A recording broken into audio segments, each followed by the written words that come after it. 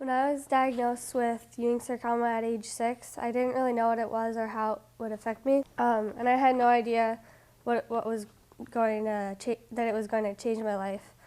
And during my stays in the hospital, I met a boy named Victor.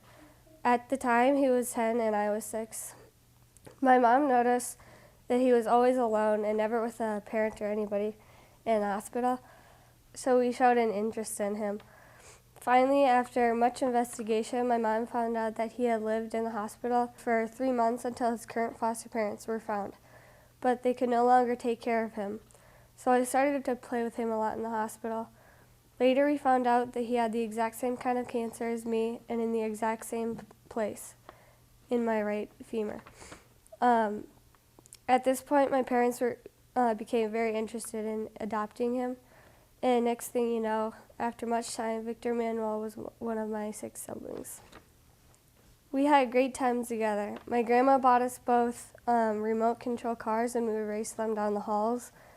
And cars were Victor's favorite thing, so I learned a lot about cars while I was with him. And he knew like every single car and like make and everything, so it was pretty cool. We were best buddies. We also would play Legos and build wooden things like birdhouses in the hospital to pass time.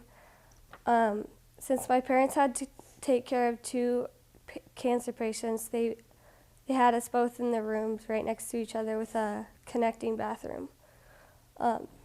We would often go in one another's rooms and watch TV together in the same bed. The only problem was that I liked my room warm and he liked his cold. So when my mom went from one room to the other, she always said it was like a storm in the bathroom. Also, neither of us enjoyed getting needle pokes, but having each other there helped.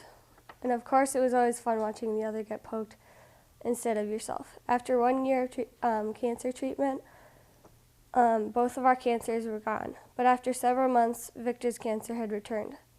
Even though mine was gone, I still made trips to the hospital with him for follow-up care, and we had fun.